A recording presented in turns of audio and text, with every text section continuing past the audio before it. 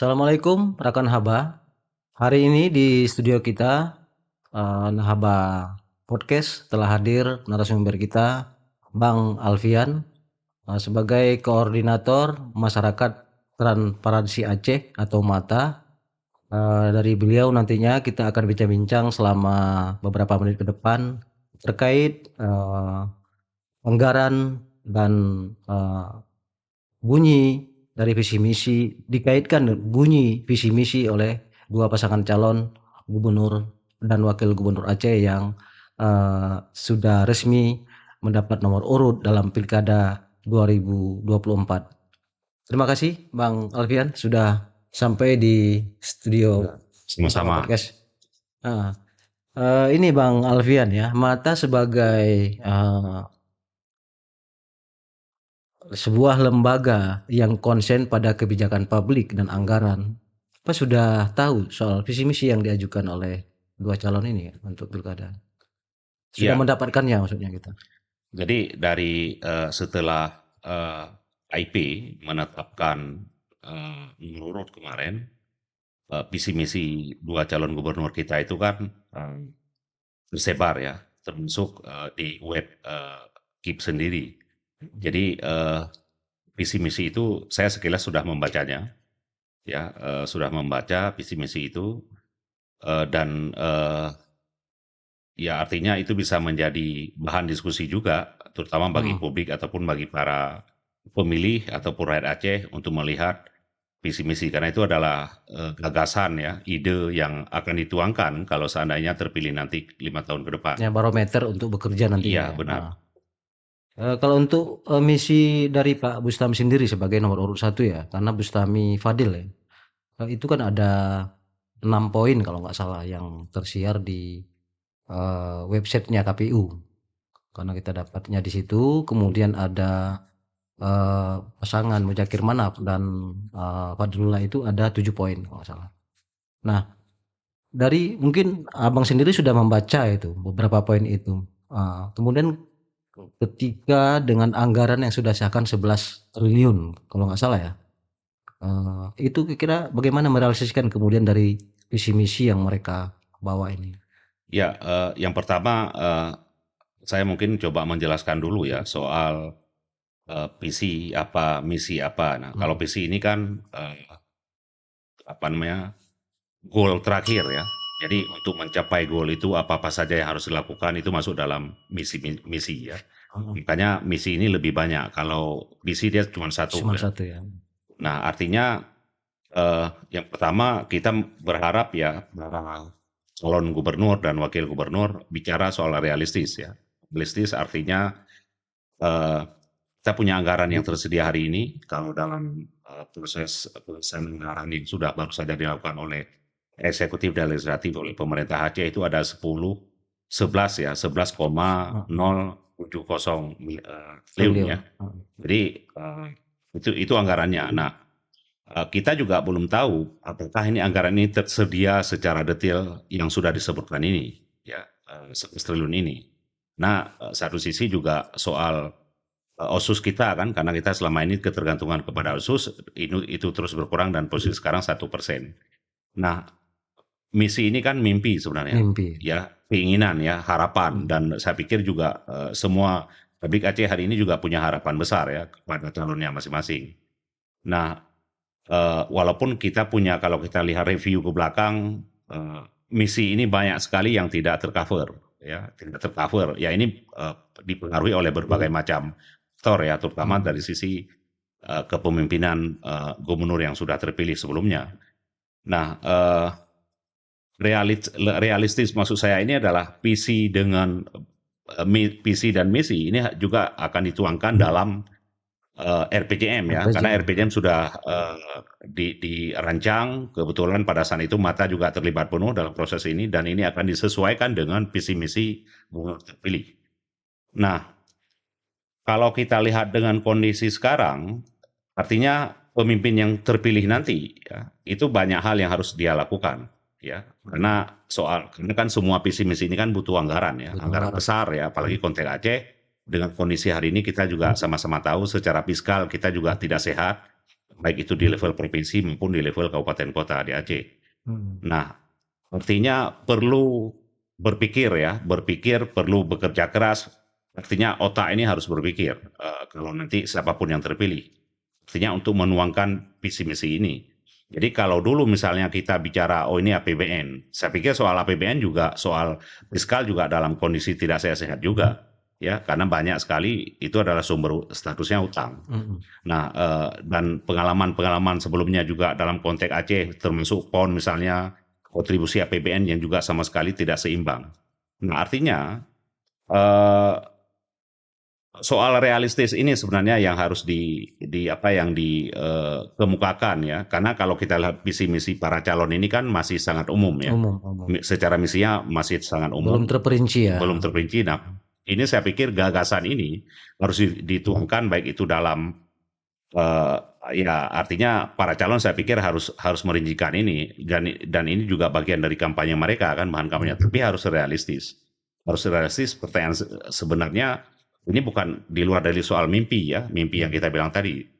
Anggarannya ini bagaimana? Nah, Nah, belum lagi soal bicara konsistensi komitmen terhadap misi yang sudah dituangkan ini. Nah, artinya di sini juga perlu peran dari rakyat Aceh ya untuk mengawal, untuk menagih terhadap visi misi yang sudah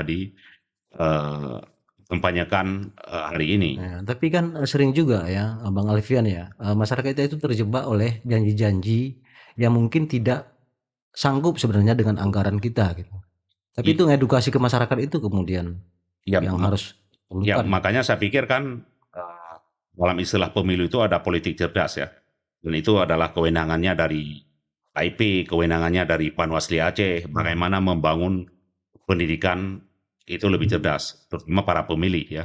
Hmm. Nah, artinya visi misi ini penting ya. Jadi tidak hanya dilihat, tidak ada istilah misalnya gini, kita tidak lagi pada posisi pokoknya harus si A yang gubernur, pokoknya harus si B gubernur. Saya pikir itu tidak lagi pada posisi itu sekarang ini. Tapi proses kepemimpinan Aceh ya, ini adalah tahun terakhir dalam konteks OSUS ya.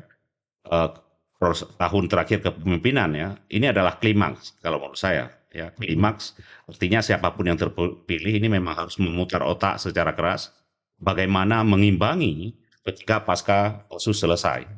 Karena kita sumber belum ada. Saya terlepas misalnya ada soal komitmen, ada revisi UPA bahwa salah satunya adalah soal OSUS diperpanjang secara permanen kan.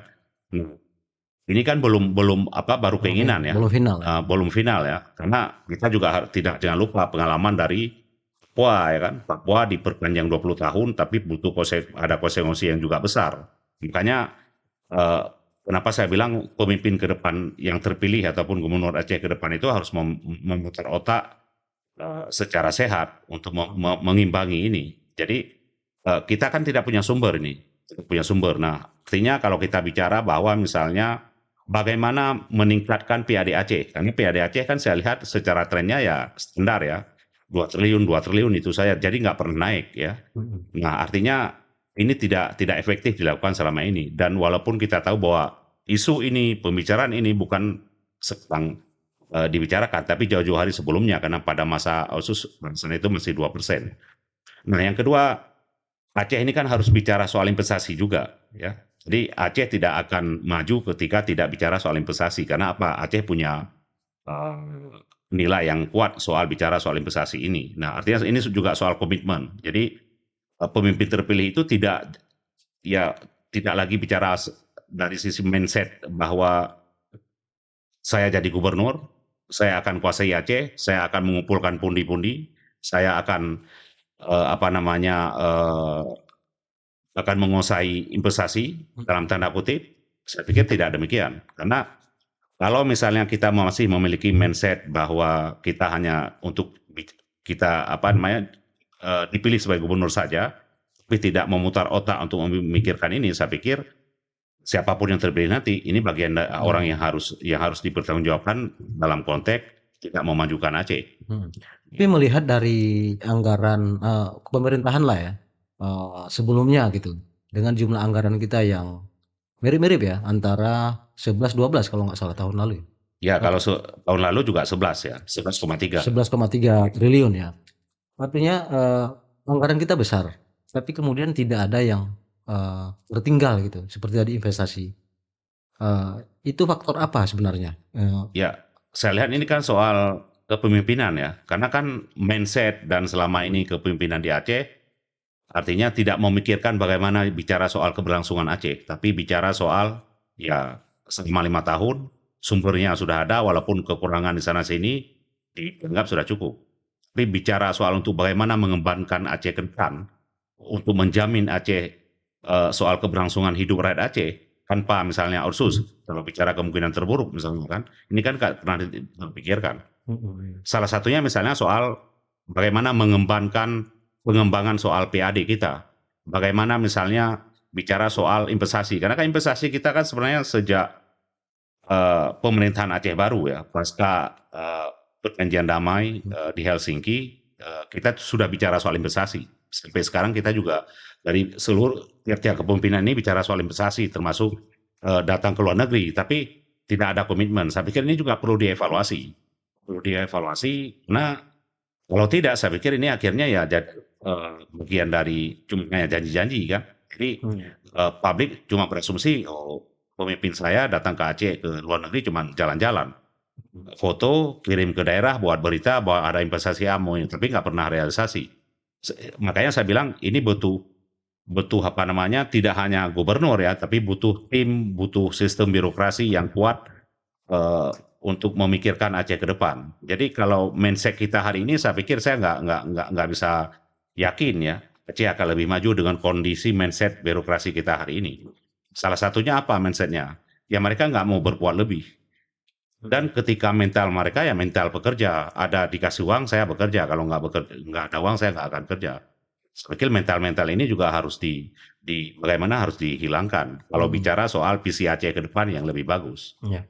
Tapi kalau untuk yang perlu dipertahankan dari kepengurusan, kepemimpinan sebelumnya, kira-kira apa yang ke depan menurut, pandangan mata ya dari Ya, yang pertama kan soal masalah ini, soal masalah hari ini misalnya birokrasi sudah membuka diri dalam konteks membangun perencanaan bersama.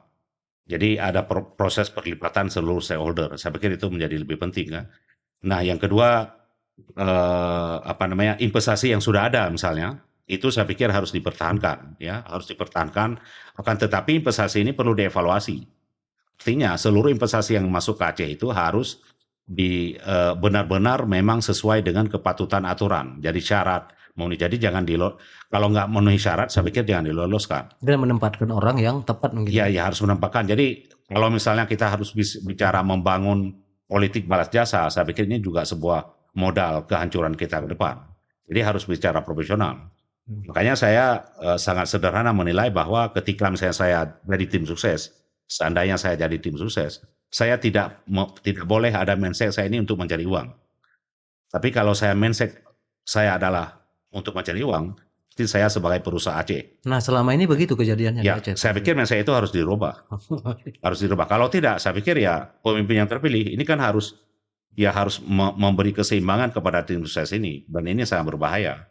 Jadi dan akhirnya mindset yang tidak maju, dan itu juga akan memperburuk soal ketimpangan soal kesejahteraan Aceh sendiri ke depan. Ya. Kemudian juga mungkin gonta-ganti pejabat itu juga menjadi masalah sebenarnya dalam sebuah birokrasi. Ya, Ini kan masuk, pejabat ini umpamanya ganti, ya, ya padahal dia punya kekuatan ya sebenarnya di itu sebenarnya yang paling penting ya, makanya ya soal political will ya, makanya pemimpin itu dibilang harus benar-benar memiliki kebijaksanaan, harus benar-benar memiliki keseimbangan dalam melihat, apalagi bicara soal birokrasi ya.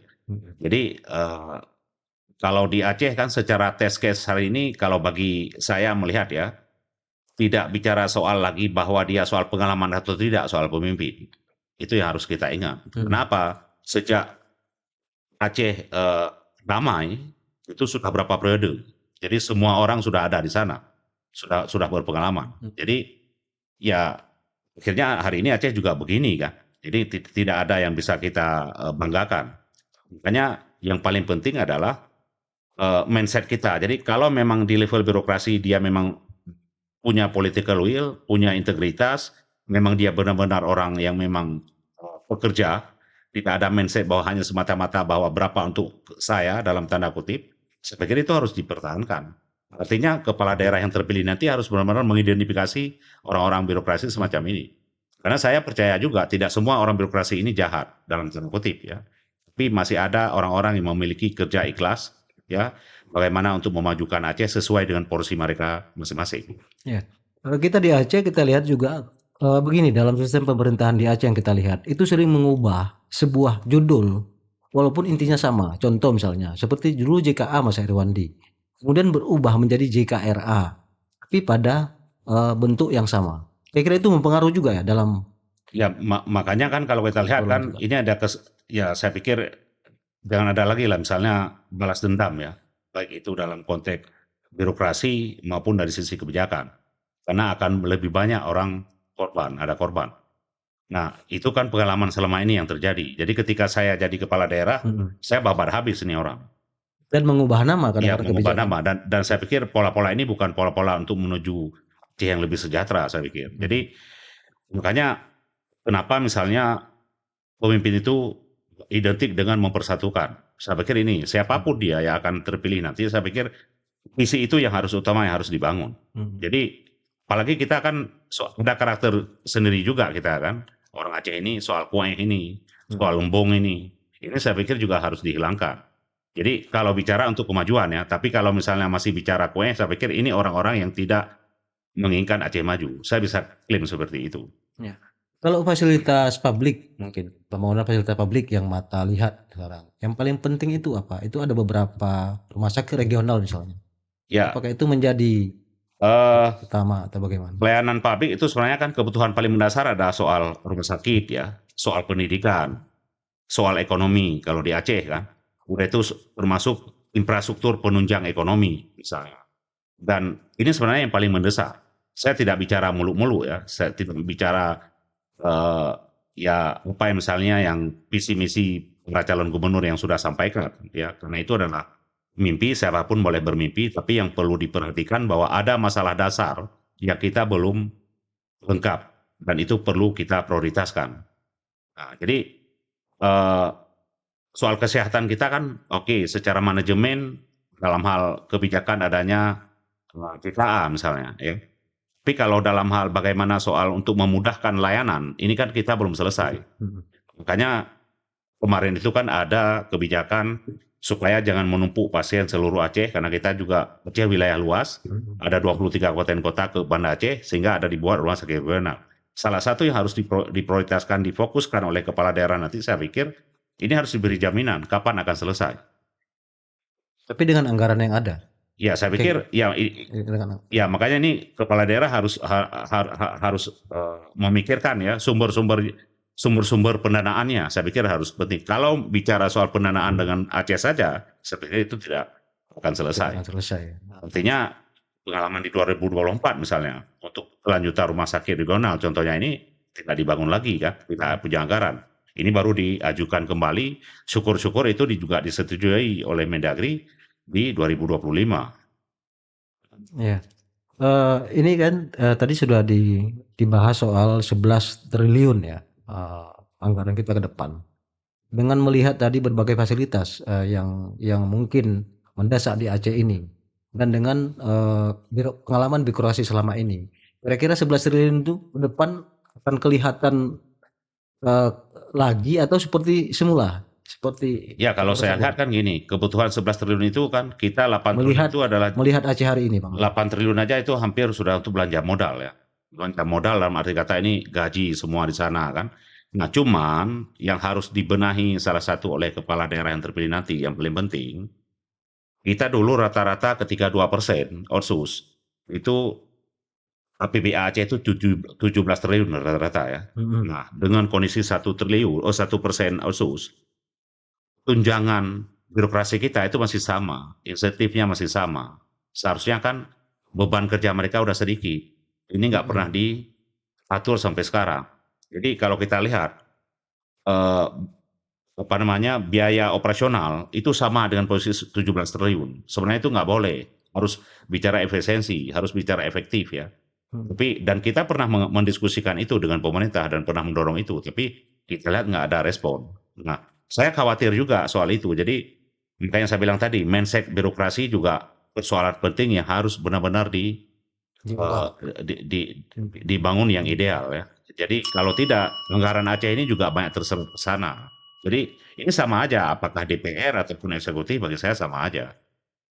Belum lagi mungkin yang manajemen fee ya dalam sebuah Ya, pembangunan. ya apalagi itu kan, ya terutama dalam dalam misalnya ya dana pokir, Heeh. ya sektor PBJ itu memang udah apa namanya udah jadi rahasia umum dan pengalaman kita monitoring ya sektor korupsi terbesar di Aceh adalah sektor PBJ. Mhm. Dari mata sendiri umpamanya kalau melihat dari haris temuan lah umpamanya, temuan atau hasil telaah. Dari anggaran triliunan tadi, 11 triliun tadi, kira-kira yang murni untuk pembangunan infrastruktur umum, kira-kira Ya saya ada pikir nggak itu nggak pernah sampai dengar? 1 triliun, Nggak nggak sampai sampai satu. 1 triliun. Ya. Baik. Nah, belum lagi kita bicara soal kan pembangunan kita khusus ya sejak 2008 ya. Secara estimasi yang kita temukan sekarang itu ada 6 triliun, itu disfungsional. 6 Pembangunan triliun. dari Otsus. Heeh. Jadi itu disfungsional. Jadi sampai sekarang malah sudah rusak fasilitasnya, tidak digunakan lagi. Artinya apa? Secara secara proses perencanaan kan juga harus dibedah. Nah, Iya. kita tidak tutup kemungkinan misalnya kita kan belum tahu nih program-program detail dari 11 triliun ini kan. Mhm. Nah, apakah ini sumber dari Pokir atau memang ini program reguler dari dinas? Kita belum tahu ini apa program-program mereka, fungsi atau tidak misalnya. Jadi eh, ini sebenarnya yang apa yang harus perlu dilihat. Makanya saya lihat proses Aceh sangat kompleks masalahnya. Yang kedua kita juga persoalan keuangan yang secara fiskal ya, masalah fiskal juga serius. Makanya saya bilang tadi bahwa siapa yang terpilih ke depan kalau bicara soal dia punya visi untuk Aceh, dia ya memang dia harus berpikir dan bekerja keras. Tapi melihat calon yang ada 2 ini mungkin orang memang cocok untuk Aceh ya, Ya, calon-calonnya gitu. ya saya pikir ini realistis ya, realistis yang sudah ada, tapi bagaimana rakyat Aceh untuk mengawal visi misi yang sudah dituangkan ini. Mhm. Minimal ya harus ditagih. Karena ini bicara harapan ya, rakyat juga punya harapan hari ini. Kepala daerah yang mencalonkan diri hari ini yang akan jadi kepala daerah nanti juga punya harapan kan. Mhm. Semoga itu. Jadi jangan lagi mindset kita kayak saya bilang tadi. Saya akan terpilih gubernur menguasai Aceh, menguasai seluruh aset-aset yang itu memang bisa mendapat pendapatan bagi pribadi. Saya pikir ini harus dihilangkan mindset itu. Iya.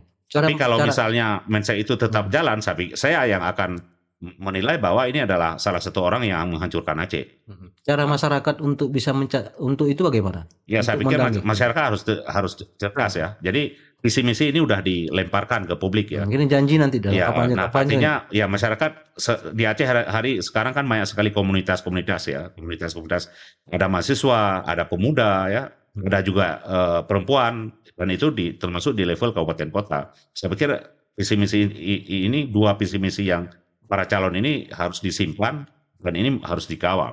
Iya. Mungkin di akhir percakapan kita Bang Alfian kan, pesan ke masyarakat Bang untuk mengawal tadi nih Bang. Ya, ya harapan kita bahwa untuk membangun Aceh ini bukan hanya kewenangan dan kewajiban dari pemimpin yang terpilih saja, tapi rakyat juga punya kewajiban, punya kewenangan, punya hak untuk mengawal ini, sehingga proses untuk menuju ataupun harapan yang kita inginkan ini bisa tercapai. Baik, terima kasih Bang Alfian sudah beberapa menit tadi kita ngobrol soal pilkada dan anggaran Aceh. Mudah-mudahan pemimpin ke depan yang terpilih akan dengan harapan membangun Aceh dengan seutuhnya gitu ya. Terima Ya, kasih Bang Alfian. sama-sama. Terima Ya. kasih.